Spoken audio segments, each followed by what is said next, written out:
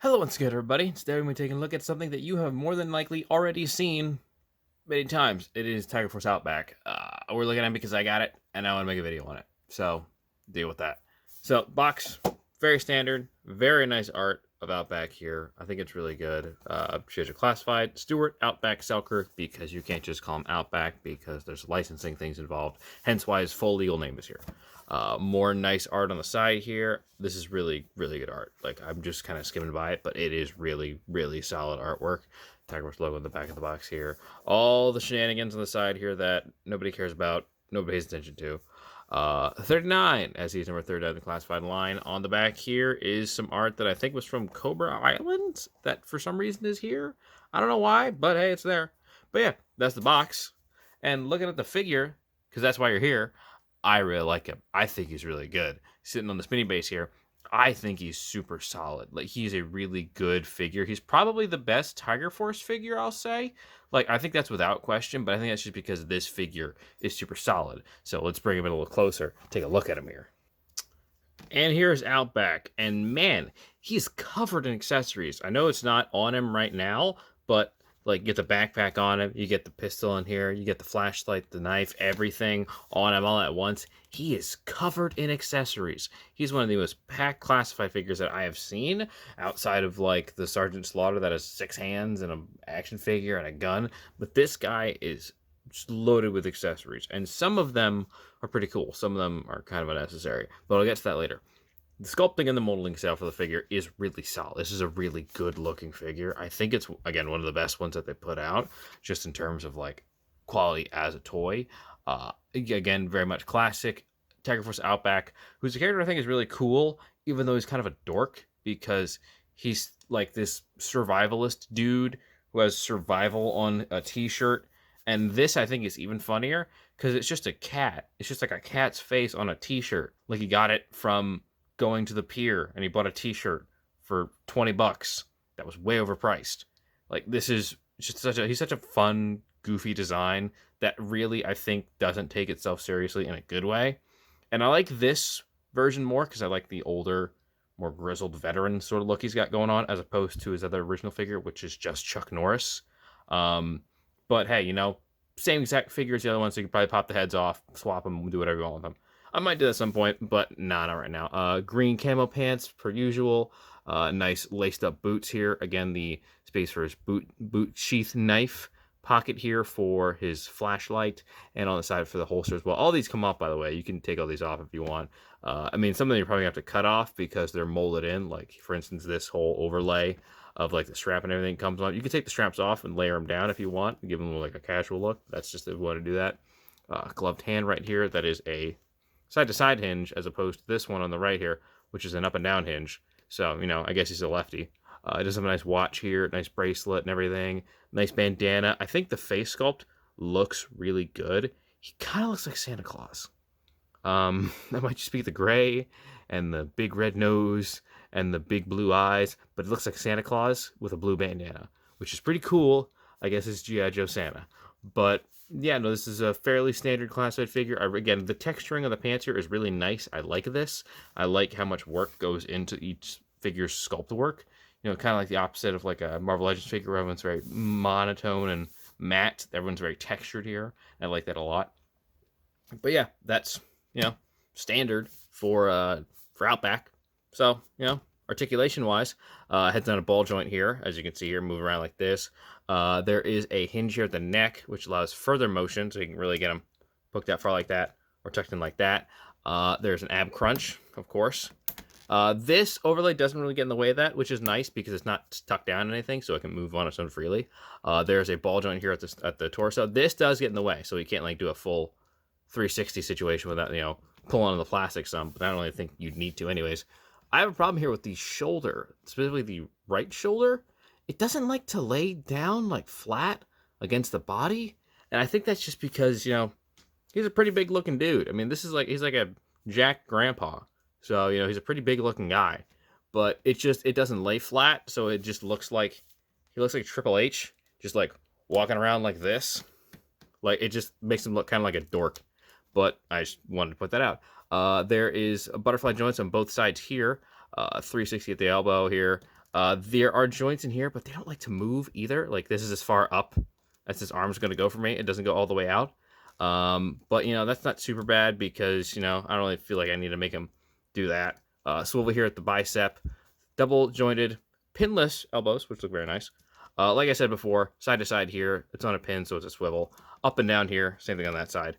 Drop down hips, which, you know, love them or hate them, that's what you're going to get in the class, I figure. They all got drop down hips. There's a swivel here at the upper thigh, and there are double jointed pinless knees, but they don't like to. The top knee part here really does not like to move. Lower one's fine. Lower one's fine like that, freely.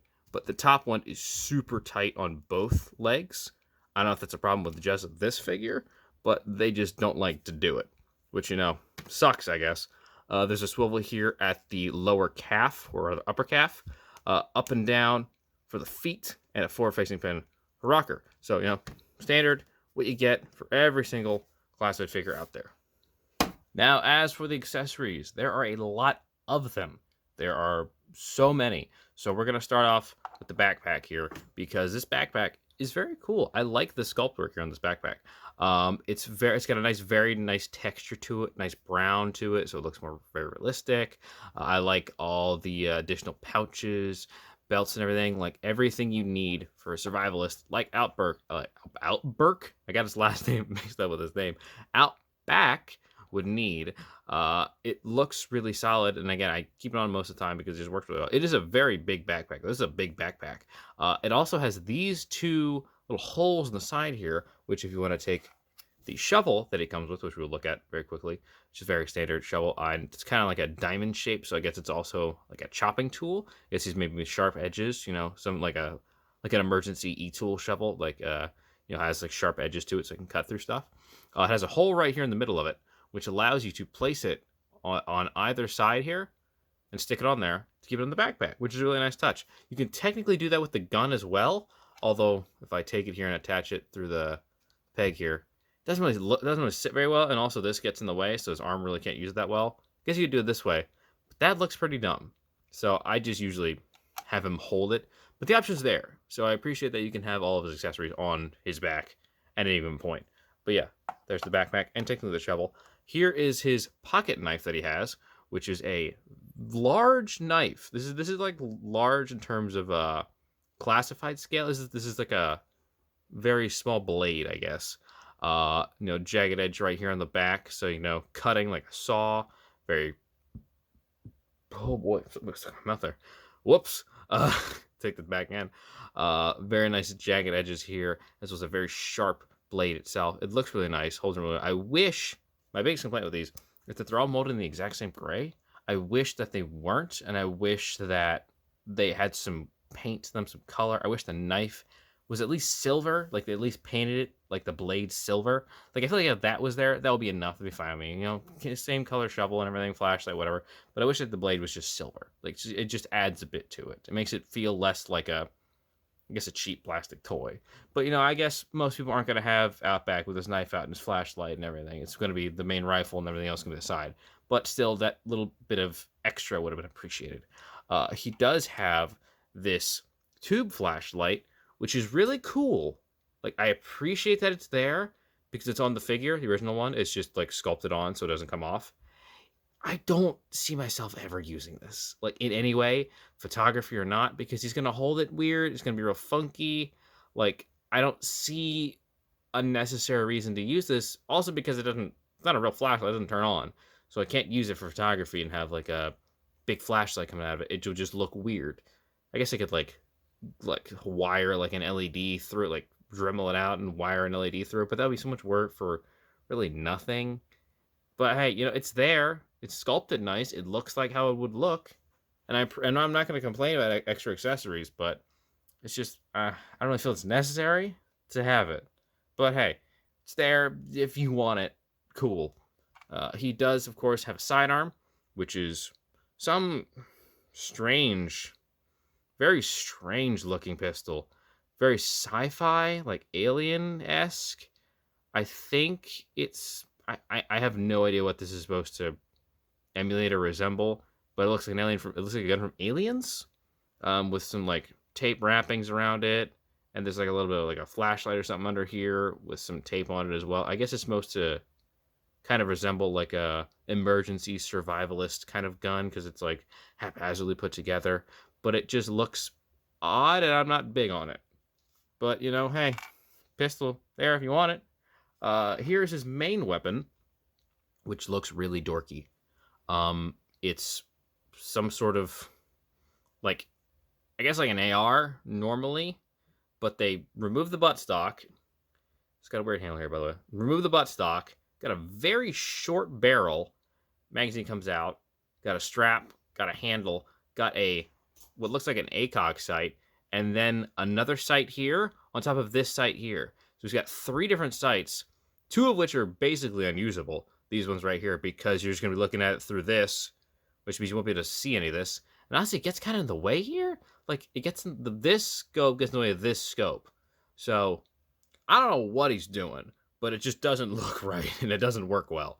But the magazine is removable, of course, as per usual, for all classified weapons. Strap here is painted a nice brown, which is nice. It's a different color, which I appreciate. So yeah, there you go. That's his weird standard weapon. A lot of accessories. A lot of accessories with this guy. And size comparison, here he is next to Duke, Tiger Force Duke. And again, the Tiger Force figures always look really good together, like because they match and look really solid together. I don't have regular classified Outback. I almost keep saying Selkirk because it's just on his box and it's right next to where I'm filming, so I'm just looking at it for reference, and I'm just automatically trying to say Selkirk. It's Outback. Next to Outback, they look really solid together. Again, all Tiger Force figures work really well together. So yeah, very next to Duke. And here he is next to Flint. I forgot his name. I blanked on Flint. How did I do that? There he is next to Flint. And these two look really well together because they have like the same kind of coloring scheme going on, where orange at the top, green at the bottom. Looks really solid together. I gave Flint, by the way, that shotgun is from the Rider's Wave Punisher, because I don't like the one he has on his back here. I keep it there because it's just, I don't want to put it in a box somewhere, but I gave him that one because that's the one that I think looks a little bit better. Just me. And here he is next to my most recent review of the Crimson Bat.